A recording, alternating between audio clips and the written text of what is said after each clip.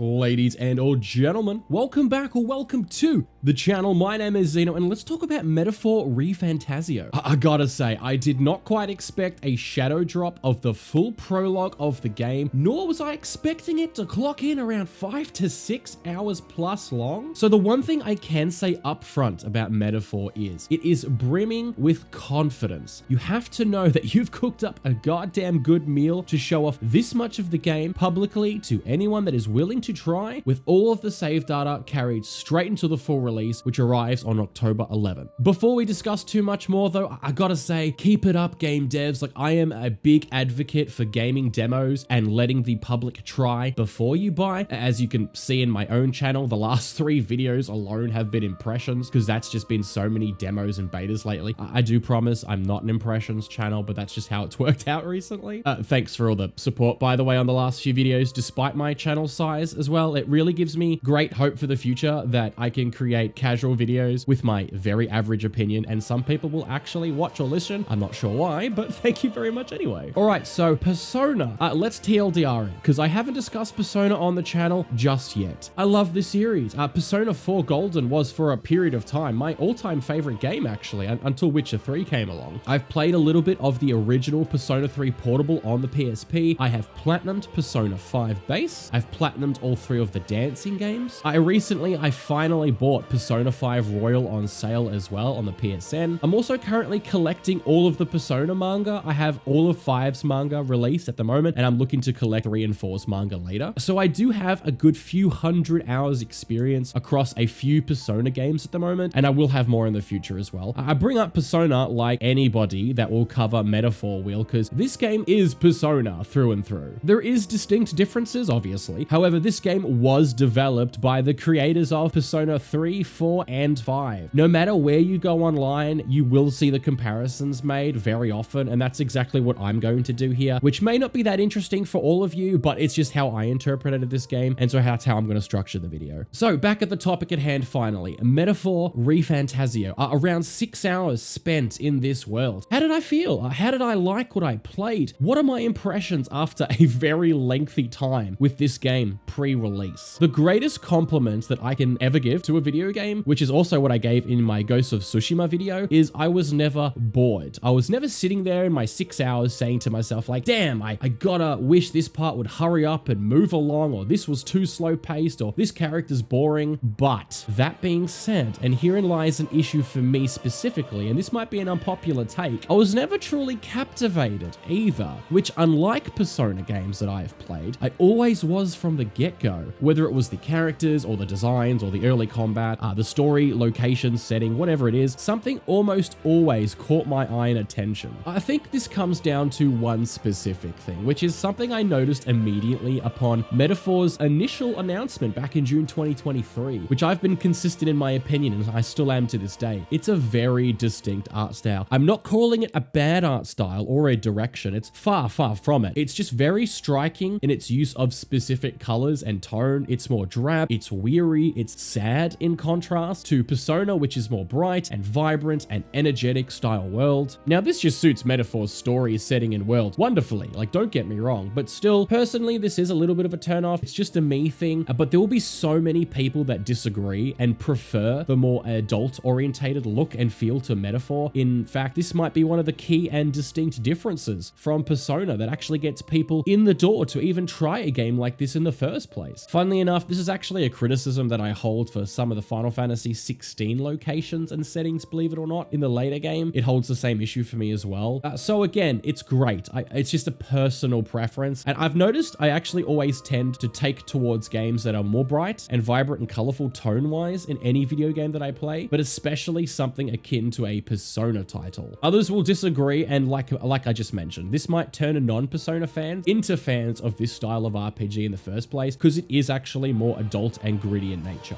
Speaking of adult, this game is 100% Persona for adults. That's how I think of it. That is not to say that Persona is a kid's version of this type of RPG, or for a younger audience, although it probably is for a younger audience, to be honest, because like for example, my younger sister loves Persona, but would never touch this game ever. And not to say that Persona doesn't tackle some very heavy themes revolving around basically anything at this point, but this game is very explicit in its audience that it wants to try and capture. It wants a more modern modern and mature crowd. There's more blood and killing, bodies, death, murder. The story itself is just inherently a lot darker, with a sinister plot revolving around assassination of a prince and royalty that gets killed off to make way for like a tyrant kingslayer. In only a few hours of the game, we get glimpses of the dark prejudice world of various races that are treated very differently. They're being pushed aside, though it's a world where everyone is not equal, and it's quite dire, and there is outcasts everywhere. I actually don't want to say much about the story. Story is such a major part of these styles of RPGs in particular, and because so much of the game is free to try, I feel like if any of those keywords that I just mentioned struck a chord with you, or you were looking to try a Persona-like game that is more gloomy or tragic in nature, more adult and grown up, just give the demo a go. You've got nothing to lose but some spare time. I will say by the end of the prologue, when the game finally actually opens up around hour 5 to 6, depending on your time personally spent, you can actually spend time during the day and night cycles how you wish, with a deadline as your main objective, just like Persona, so you will feel right at home there. Okay, let's chat about some of the fun stuff first. I want to talk about combat. Combat's really good. And just at the tail end of the prologue, it actually got even better, although I will leave that part out because that mechanic specifically, I want it to be a surprise just for anybody that reaches the end of the prologue. You'll know exactly what I mean when you get your 4th party member, which unlocks in that battle, which has the capability to be very impressive long-term for the game of this scale. Combat can be hard. I played on normal, and I gotta say, man, like, I died more than I'd care to admit. In fact, I died straight away at the beginning of the game. First pack of enemies, straight out the gate. I did not read the tutorial properly at all. There was one boss that took me over 40 minutes to figure out how to beat. I was backtracking, farming experience, money to buy items to use in battle. I was min-maxing my party composition, skill usage. I was trying to exploit anything I had available, even early game, for a weakness. Now, before anybody in the comments go, "Oh boy, look at me, I never died at all, skill issue, boomer, RPG noob, go to sleep, grandpa, oh!" All right, calm down, Mickey the motherfucking Kingdom Hearts 4 doesn't exist mouse. Not everyone is a pro gamer, okay? But to help with that, the game actually has a super easy way to skirt around making mistakes in battle. With a simple click of the button, you can restart the battle in an instant. This takes a lot of the stress away from making bad choices and paying a penalty for making mistakes in battle. And I assume this is literally just here for people that want more casual turn-based content or just don't have the experience with Persona games like this. Honestly, for a lot of people, this might be a bit of a cop-out difficulty-wise. I don't really care too much myself, though. I'm always in the thing of more power to the player for single-player games. Combat's very simple to understand, though. If you've played Persona, you've played this. There is some key differences, though, to set it apart and modernize it even more. Before even entering combat, you can lock onto the enemies in the field and attack them in various stages. Weaker enemies get instantly defeated, and you get experience and loot straight away. Enemies closer to your current level will have like a stun type gauge, and if you can dodge some of their attacks in the overworld and actually hit them with your weapon a few times, you can break them, and then you can enter battle and attack a group of stunned enemies for free damage and free turns. You can also get ambushed and smacked around like an idiot, like me, again, more often than I care to admit. In battle itself, it is turn-based, so you have basic weaknesses like in a Persona game, but instead of downing your enemy like in P5 when you hit a weakness, you actually just get an extra turn on your action bar, because in Metaphor, you do have an action bar in the top corner. This tells you in the form of like crystals how many turns you have before the enemy takes all of their turns. Each full turn taken uses a full crystal, at least to our knowledge. Some actions later on can actually take up more than one crystal, so there is some minor balancing in terms of skill usage later into the game. Why do I feel like I talked extensively about action bars and weaknesses really recently?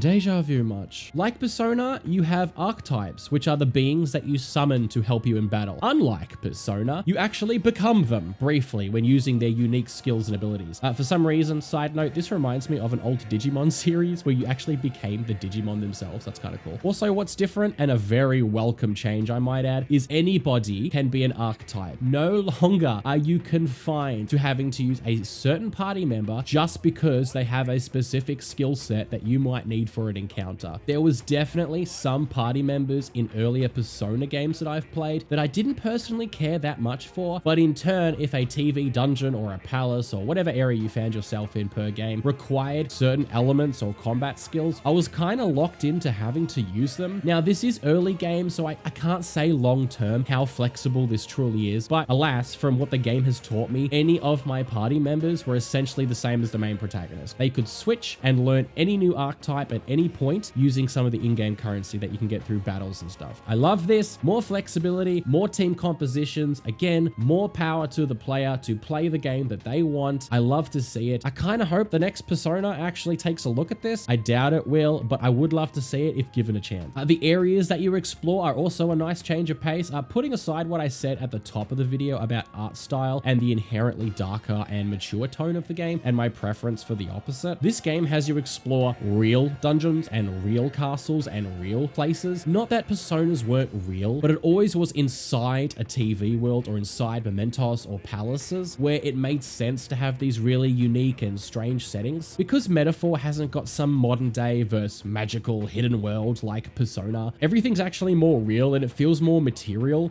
This feels like a natural RPG in terms of locations and settings to actually explore. I kind of actually really dig this vibe a lot, in fact. Don't get me wrong, I still so far prefer Persona's style of like moonlighting as a phantom thief, for example, but this does feel a little different, and I really think it's going to resonate with people, especially if you like the medieval style setting for the world. Briefly on characters, another thing I want people to experience for themselves is the relationships that you build. I haven't got a favorite character yet, but I haven't met that many. I really like the fairy companion, Gallica. She's fantastic. She's super cute. She seems caring. The voice actor is stellar. She really sells the performance. She doesn't even seem slightly annoying as a mascot companion to the MC, unlike some of the other Persona mascots. Obviously, time will tell across such a large, long RPG game. Maybe she turns out horrible by the end and I'm really sick of her and I want to pluck her little wings out and feed them to a human. Stoll is fantastic. He would be in line for my next favorite character. He's the first comrade that you get. And I will say, it's funny actually, because I heard this from somebody else and I agree. Most Persona games, the first character you meet or become a friend and fighting companion with tends to be like the joke character. I think of Yosuke from Persona 4, Ryuji from Persona 5. They all have this comic relief aspect to them, and it's in most of the games that I've played personally so far. Stoll is like a breath of fresh air because he's like a nobleman's son whose entire village was destroyed and family killed, and he has like a sad backstory, a strong sense of justice and protecting other people. He's just more serious, and it's kind of a nice change of pace, and I think a lot of people will actually really like him because from what I know from Persona players, the comic relief style characters tend to be probably benched in the party, or they aren't overall the favorites compared to most other options. Also, the main protagonist, he talks a lot actually. He's got a significantly larger voiced role than most of the other main characters from a Persona title. He definitely can still fit the silent type, but when you pick dialogue options, he usually voices them straight out, and quite often. I really like this. I'm in what I feel like is a small camp of players' preference. I don't actually care much for the silent protagonist. If the game has it, cool. Like, I won't not play a game because I'm voiceless and the devs want me to insert myself into the character and roleplay choices a little bit more. However, I just prefer to be told a story, not create my own. I want to see what characters they've created for me, not the other way around, although I respect both paths. Again, just another personal preference. Also, yeah, music's very good. Not quite on the same level just yet as Persona. I like Persona a lot. I've used Persona music in videos and streams of mine, other YouTube channels that I've had for literally years upon years at this point. It's so iconic. Metaphor has some damn good tracks, but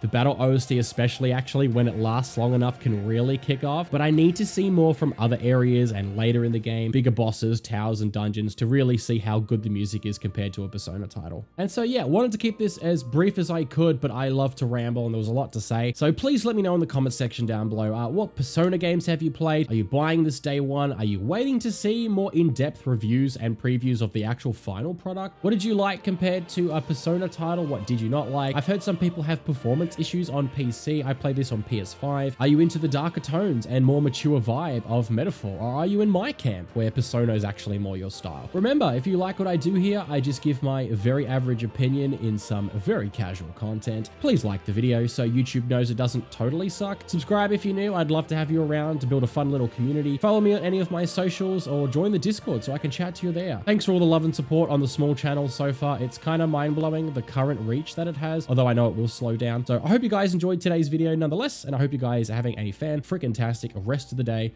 And as always, my name is Zeno, and you guys take care now.